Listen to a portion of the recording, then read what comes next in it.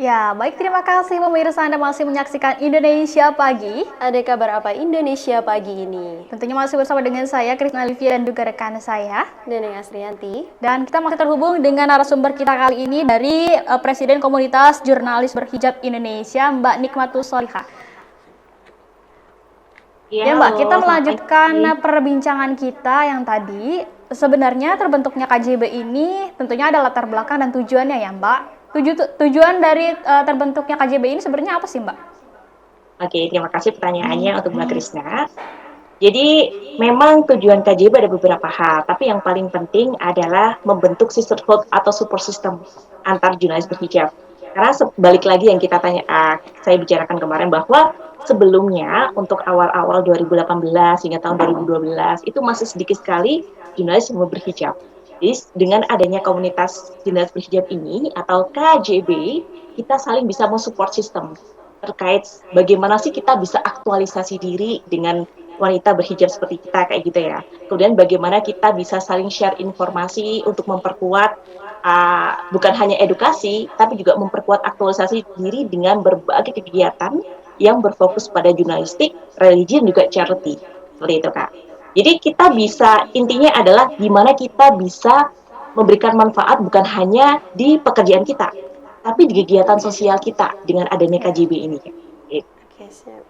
Oke Mbak Nikma, boleh dijelaskan kembali apa saja kualifikasi untuk bisa bergabung dengan KJB ini? Terlebih apakah jurnalis kan bukan hanya sekarang ini bukan hanya sebagai reporter, tapi namun juga ada yang mungkin mengambil gambar seperti itu. Nah, apakah bisa? Ya, terima kasih. Pertanyaannya bagus sekali ya, Mbak Neneng ya. Jadi, punya usut, sebenarnya KJB ini anggotanya bukan hanya para jurnalis yang di sini ada reporter, ada junior producer, ada senior producer, ada redaktur, namun juga ada kamera person. Ada juga kamera person dari TV One, kamera person dari Metro TV, dan juga dari beberapa media nasional maupun lokal lainnya, seperti itu. Jadi kita tidak membatasi hanya berfokus pada yang di depan layar, tapi juga di belakang layar, asalkan dia include dalam proses karya jurnalistik, itu bisa masuk kayak gitu kan. Namun kita di sini kalau untuk anggota KJB bukan mencari berdasarkan kuantitas, banyak sedikit ya, tapi lebih kepada kualitas. Sehingga yang masuk di KJB harus memenuhi beberapa syarat. Yang pertama, dia harus jelas ya wanita berhijab muslim. Yang kedua, dia harus sudah minimal 1 tahun menjadi jurnalis aktif dengan menunjukkan ID persnya. Sehingga misalnya masyarakat umum yang suka dengan jurnalistik atau mahasiswa belum bisa masuk ya Kak, karena dia belum ada pengalaman dari jurnalis dan belum ada ID pers. Yang ketiga, dia harus memperlihatkan karya jurnalistiknya. Kalau dari radio, dia memberikan mungkin rekaman suara terkait peliputan dia. Kalau misalnya dari media TV, mungkin peliputannya dia seperti apa, di-share linknya, online ataupun cetak, mungkin juga di-share link ataupun bukti cetaknya bahwa dia telah melakukan sebuah karya jurnalistik yang sudah dipublikasikan untuk publik, kayak gitu. Dan hal ini memang kita tekankan karena KJB di sini bukan sebuah organisasi yang profit oriented atau lembaga ya. Kita di sini adalah sebuah komunitas kayak gitu. Komunitas namun yang lebih menitik beratkan pada kualitas bukan kuantitas. Karena di dalam KJB ini kita men-share informasi yang kebanyakan adalah A1 Kak. Jadi informasi A1 di sini adalah informasi yang belum keluar di media. Ada yang hal-hal yang menjadi hot issue di Indonesia ataupun di internasional, kita discuss di sini. Karena semua adalah orang-orang yang masih aktif di media, kadang-kadang informasi yang belum di-up di media, kita discuss di situ. Kita share di situ. Kita juga share informasi ataupun nomor narasumber ya, presiden, menteri, artis, dan beberapa narasumber penting kita share di situ. Gimana kalau seandainya di anggota KJB itu adalah orang yang bukan aktif di media dan dia tidak mengetahui literasi terkait media. Bisa saja informasi-informasi A1 itu diartikan dengan dualisme makna dan juga di-share ke orang lain, seperti itu Kak. Padahal itu kan belum bisa kita share dengan orang yang bukan media, seperti itu Kak. Sehingga di sini meskipun banyak sekali request dari para mahasiswa atau orang-orang yang penyuka jurnalistik yang ingin masuk KJB, kita masih up dulu. Mohon maaf maksud saya, kita down dulu keinginan mereka. Karena memang yang kita cari adalah mereka anggota yang memang sudah menjadi jurnalis aktif minimal 1 tahun di media, baik itu media nasional, internasional, maupun media lokal. Seperti itu, Kak. Ya, baik untuk Mbak Nikma sendiri selama menjadi jurnalis dan masuk ke KJB, ada hal yang berkesan nggak Mbak? Oke, terima kasih. Jadi menurut saya KJB ini cukup berkesan ya Kak. Sebenarnya saya masuk KJB ini sekitar sudah hampir 4 tahun ya. Setelah saya masuk hampir 2 tahun, kemudian saya terpilih jadi Presiden KJB sekitar akhir 2018. Dan hal yang paling saya rasakan adalah link Kak. Jadi link adalah hal yang sangat penting di sebuah media. Karena kita mendapatkan akses narasumber, kita mendapatkan informasi asal tutup dari link. Kadang-kadang teman saya itu tidak mendapatkan nomor narasumber, saya dapat duluan dari teman-teman KJB, seperti itu. Kadang-kadang hot isu yang kita bisa naikkan angle yang bagus, kita juga bisa share dari anggota komunitas KJB, Kak. Jadi banyak sekali saya misalnya teman-teman baru juga dari media-media lain, kemudian teman diskus untuk sebuah isu-isu terkini yang kita bisa angkat di media, itu saya dapatkan di KJB. Dan juga KJB itu satu frekuensi, Kak. Jadi kadang-kadang apa yang kita bicarakan itu sesuai apa yang mereka pikirkan. Karena kan kalau kita memiliki teman diskus, tapi kita beda frekuensi, beda latar belakang, kadang-kadang kita tidak nyambung, Mbak. Tapi kalau kita sama-sama di KJB, sama-sama di media, sama-sama berhijab, jadi terkadang punya point of view atau angle apa yang kita bicarakan tuh hampir sama. Sehingga Tidak ada menurut sekat-sekat saya, ya Mbak? iya, kita ngomong tuh lebih bebas, Kak. Karena sama-sama berhijab, kayak gini sih sebenarnya angle-nya tuh yang bagus seperti ini, gitu. Nah, jadi lebih nyambung, lebih enak. Karena memang sebuah hal tuh bukan hanya dilihat dari materi sih, Kak. Hal seperti link, persahabatan, dengan teman-teman bisa diskus satu frekuensi, itu menurut saya sangat mahal sih, Kak, yang bisa saya dapatkan di KJB ini. Oke, Mbak Nikma, boleh dong kasih pesan untuk para jurnalis yang masih berjuang dan berhijab juga kan muslimah dalam menjalankan pekerjaannya. Oke, terima kasih ya Kak. Jadi untuk saya, untuk seluruh jurnalis berhijab ataupun anak-anak mahasiswa sekarang yang ingin menjadi jurnalis berhijab namun sedikit insecure, jangan pernah patah semangat.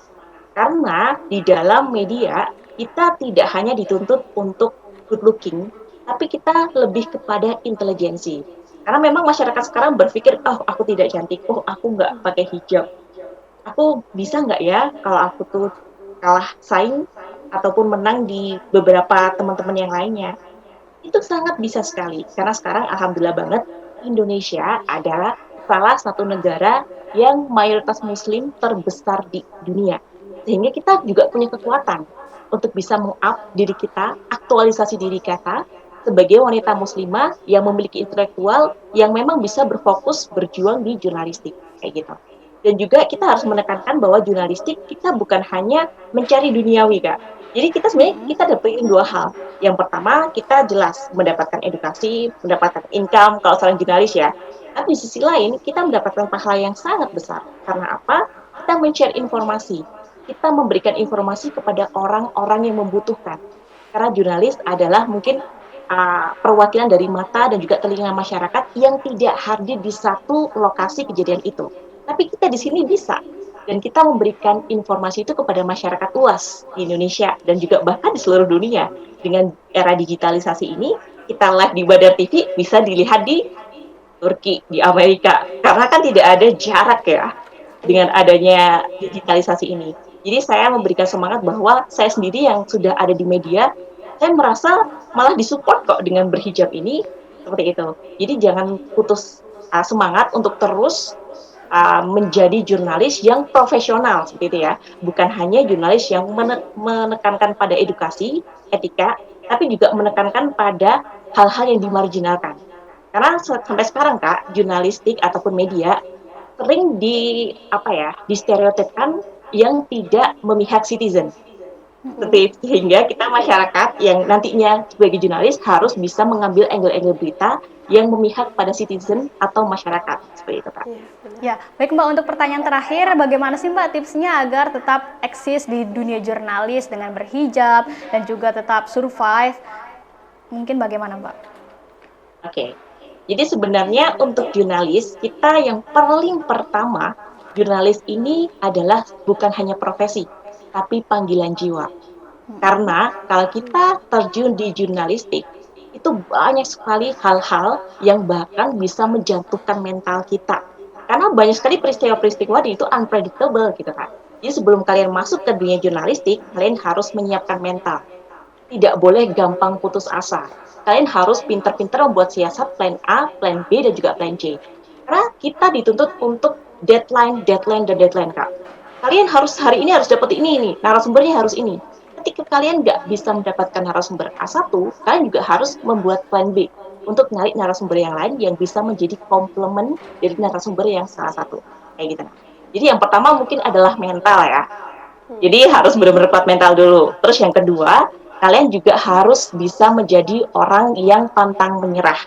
Karena kalau misalnya mentalnya udah bagus, tapi kayaknya aku udah nggak bisa deh, aku nyerah aja deh. Itu juga nggak akan bisa Kak, bertahan di media seperti itu. Terus yang ketiga, kalian harus be brave. Kalian harus berani. Karena ya mohon maaf ya Kak, untuk anak-anak jurnalis yang baru, dan saya pun merasakan saat saya dihadapkan dengan narasumber-narasumber yang sangat tinggi.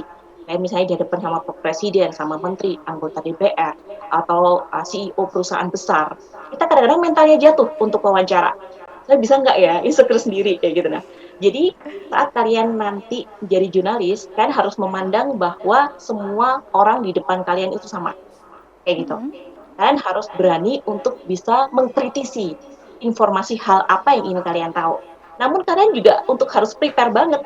Jadi prepare terkait edukasi, prepare terkait literasi, hal-hal apa saja sebelum kalian tampak untuk wawancara itu harus benar-benar dibekalin Kak. Karena jangan sampai kita datang ke narasumber, kita terlihat tidak masuk kualifikasi untuk wawancara. Kalau kasarannya sih kita sedikit tidak cerdas seperti itu. Jadi jangan sampai jurnalis terlihat tidak cerdas. Jadi dengan penguasaan materi, kita harus benar-benar menguasai materi sebelum terjun ke lapangan untuk wawancara narasumber-narasumber yang terakhir, yang lainnya gitu. Dan yang keempat mungkin Kak ya, yang keempat yang paling penting, kalian harus punya profesionalitas jurnalis. Itu yang paling penting. Karena terkadang banyak hal-hal yang di luar kuasa kita itu menggiurkan kita sebagai profesional jurnalis. Kadang-kadang kita nggak saya up nih karena ada sedikit hal-hal pelicin kayak gitu ya supaya berita ini tidak di up.